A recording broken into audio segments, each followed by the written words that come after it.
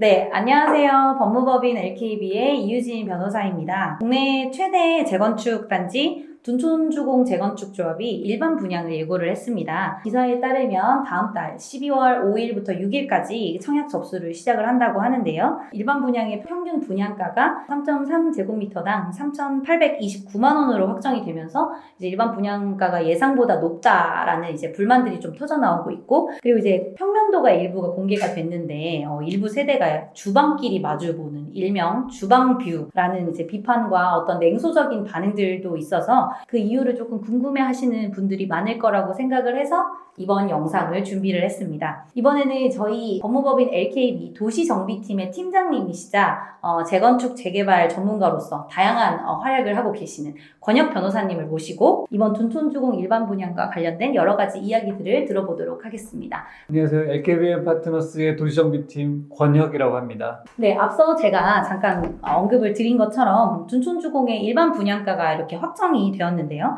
둔촌주공 조합의 아파트 분양가는 어떻게 확정이 된 것인가요? 최근에는 서울 시내 아파트들은 분양가 상한제라는 게 적용이 되거든요. 그 분양가 상한제라는 거는 토지 가격하고 토지 위에 세워지는 건물의 가격, 요걸 이제 합해서 분양가를 정하게 되고요. 네. 토지는 주변 시세에 감안해서 감정평가를 하고, 건축 비용은 그 건축 비용을 심의해서 그 두 금액을 합산해서 정하게 됩니다. 그러면 어쨌든 토지의 가격이라는 것은 감정 평가에 따라서 이루어지는 것이니까 변수랄 것이 별로 없을 것이고, 네. 결국엔 분양가라는 것은 건물 공사비가 결정적인 역할을 그렇죠. 한다, 이런 말씀이신 것 같아요. 네. 공사를 하는데 기타 사업비도 있긴 있는데 그 비중은 그렇게 크지 않기 때문에 결국은 건축 공사비가 제일 중요하다고 보시면 됩니다. 제가 알고 있기로는 둔촌주공 관련해서는 공사비에 여러 차례 변동이 있었던 걸로 알고 있거든요. 그 내용이 어떻게 되는지 조금 설명을 해주시면 좋겠습니다. 네. 처음에는 2016년에 조합하고 시공사들하고 계약을 체결을 했어요. 시공사가 4개 회사인데 이게 약 2조 7천억 원 정도의 공사 비용으로 도급 계약을 체결을 했습니다. 네. 그런데 그 다음에 이제 2019년, 20년에 공사비를 이제 한번 올리게 되는데 그때 조건부로 올리게 돼요. 한국감정원의 공사비 검증을 받자 그 결과를 반영을 하자. 이렇게 하면서 잠정적으로 3조 3천억 원으로 하자고 한번 이제 올리게 되는데 그 내용을 조합원들이 당연히 좋아했을까요? 당연히 원하지 않죠. 공사비가 올라가는데 원하진 않았겠죠? 그래서 조합원들이 싫어해서 조합 집행부를 불신임하고 해임을 시키게 됩니다. 집행부를 조합원들이 잘랐다, 이런 말씀이신 거죠? 공사비를 올리려는 그런 것들, 협의를 잘 못했다라는 이유라고 말씀을 드리면 될까요? 그 둔촌주공과 관련해서는 이런 공사비 문제나 유치권 문제뿐만이 아니라 그 사업비 대여금 관련한 조금 이슈도 있는 걸로 알고 있는데, 그런 부분에 대해서도 좀 설명을 해주시면 좋을 것 같아요. 이제 사업을 하기 위해서 사업비 대여금 대출을 받는데 그 둔촌주공 사업비 대여금 그 만기가 이제 올해 8월이었던 걸로 알고 있어요. 근데 그 만기가 되면 만기 연장을 하거나 아니면 갚거나 둘 중에 하나를 해야 되는데 조합원들이 모여서 그 대여금을 갚을 능력은 당연히 없고 이제 만기 연장을 해야 되겠죠. 만기 연장을 하려면 이제 그 보증을 선 시공사들이 만기 연장을 해달라 이렇게 해야 되는데 갈등 상황이 있기 때문에 시공사들이 만기 연장을 원하지 않았죠. 만기 연장에 동의를 안 해줬다, 이런 말씀이신 거죠? 시공사들이 만기 연장에 동의를 안 하면 이 사업비 대여금에 대해서 디폴트가 되는 거죠. 그 디폴트가 된다는 것이 구체적으로 어떤 의미인가요? 최근에 레고랜드에서 이제 잘 보여줬죠. 그 채권을 못 갖게 되면 이제 디폴트 상태가 되는 거고 그러면 잘못하면 이제 다 뺏기게 되는 건데 시공사들은 보증을 섰기 때문에 일단 그거를 보증인으로서 변제를 하게 되죠. 변제를 하고 자기들이 대신 갚았으니까 그걸 가지고 조합의 부상권을 행사를 되는 거예요. 그런 상황에서 조합은 어떻게 해야만 했을까요? 갑자기 마음이 아파지는데. 그 상황이 되니까 조합장님이 안타깝게도 이제 도저히 능력 바뀌다라고 하면서 이제 사임의 의사를 밝혔고 다른 조합 집행부도 전부 이제 사퇴를 하게 됐고요. 그리고 조합에서는 시공사들한테 백기를 드는 형식이 되고 시공사들이 알아서 해다오. 예, 이렇게 됐죠. 어떤 이제 더 이상 요구는 네. 하지 못하는 그런 상황이 네. 됐군요. 다시 돌아가서 그 공사비가 네. 결국에는 어떻게 결정이 됐는지가 조금 궁금하실 것 같은데. 네. 그 2조 7천억, 3조 3천억 네. 요 사이였잖아요. 네, 네, 어떻게 결정이 됐겠어요? 그럼 원하는 대로 다 하라고 했으니까 3조 3천억으로 결정이 되지 네. 않았을까요? 뭐 그랬어야 될 것 같은데 예, 시공사들이 네. 4조 5천억을 요청했다고 이 기사에 나오더라고요. 4조 5천억이요? 네네. 3조 3천억 기준으로 4조 5천억 네. 이렇게 계산을 해도 1조 2천억이 네네네. 이제 늘어난 건데 네.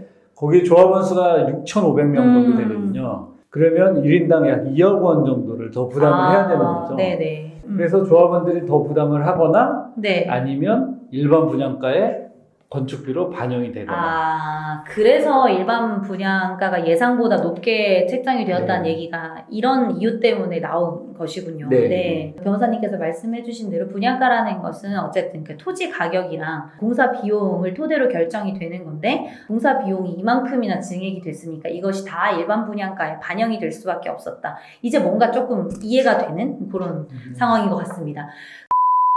근데 이 공사비 말고도 아까 제가 잠깐 그 초반에 말씀드린 것처럼 그 이제 평면도를 보니까 주방 문을 열면 맞은편 집에 주방이 바로 보이는 일명 주방 뷰 뭐 그런 식으로 지금 시공이 된다. 놀림감이 되고 있는 약간 그런 상황도 있는데 이런 문제들은 왜 발생을 하게 된 것일까요? 네. 네. 뭐 어느 조합이나 네. 처음에 도급계약 체결할 때 하고 네. 분양할 때 이제 시차가 있죠. 네네. 보통은 몇 개월에서 몇 년 정도의 시차가 있는데 그 사이에 마감재나 뭐 인테리어, 창문 어떻게 할 거냐, 욕실 네네. 어떻게 할 거냐, 요게 당연히 좀 업그레이드가 돼야 되고 네. 그 다음에 입주해서 살기 좋게 그럼 약간 뭐 아파트 뭐 배치나 네네. 이런 걸 바꿀 수도 네. 있잖아요. 그 유행이라는 것도 있고. 네. 네. 그런 협의가 좀 자연스럽게 진행이 되는데 둔촌주공은 뭐 이제 여러 가지 문제로 네. 그런 협의가 잘 안 된 것으로 그러니까 다른 경우에는 이런 경우에는 대부분 중간중간 협의를 통해서 이제 계약 내용을 수정을 하고 그런 것들이 반영이 되는데 둔촌주공은 좀 안타깝게도 그런 어떤 협의가 제대로 되지 않은 것처럼 보인다 이런 말씀이신 거죠.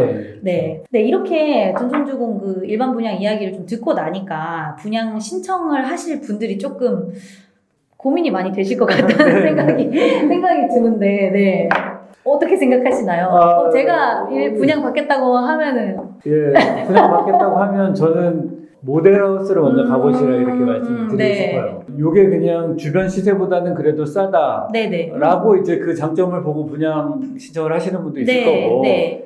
그 마감재나 이게 어떻게 협의가 되고 마무리됐는지 저도 뭐 사실은 잘 모르지만 네. 반드시 모델하우스에 가 보시고 네. 예, 본인이 살만한 곳인지 예, 괜찮은 곳인지를 확인해보고 네. 청약을 하셔라 이렇게 말씀을 드리겠습니다. 네, 꼭 일반 분양을 신청하실 분들은 모델하우스를 꼭 가셔야 한다. 오늘의 절대 잊어버려서는 안 될 그런 교훈인 것 같습니다.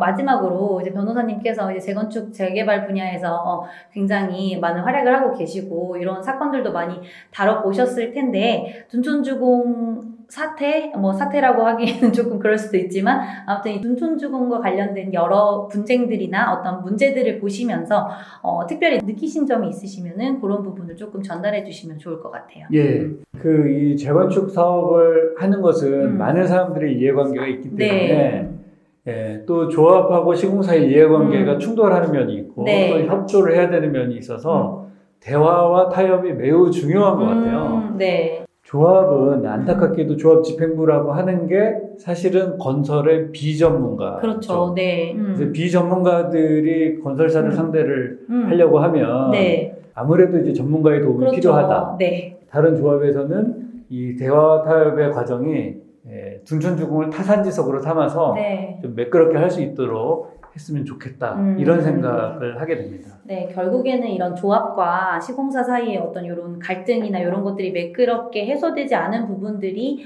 결과적으로는 사실은 이렇게 분양을 받고 그곳에 들어가서 사시게 될 분들에게 조금 전가가 되지 않았나 약간 그런 안타까운 마음이 들기는 하는데요. 네, 오늘 이렇게 권혁 변호사님을 모시고 둔촌주공 일반 분양과 관련된 여러 가지 이야기를 들어봤습니다. 둔촌주공 일반 분양 신청을 생각하고 계시는 분들이나 재건축과 관련된 여러 이슈들에 관심이 많으신 분들을 포함해서 저희 구독자 여러분들께 유익한 영상이 되었으면 하는 바람이고요. 이번 영상을 즐겁게 보셨다면 변호사님 구독, 좋아요. 네, 구독과 좋아요 잊지 말고 눌러주시고 혹시나 더 궁금하신 점이 있으시면 댓글 남겨주시면 더 좋은 영상을 만들 수 있도록 참고를 하도록 하겠습니다. 다음 영상에서도 더 유익하고 재미있는 내용으로 찾아오도록 하겠습니다. 네, 오늘 변호사님 나와주셔서 감사합니다. 네, 수고하셨습니다. 네, 감사합니다. 네, 감사합니다.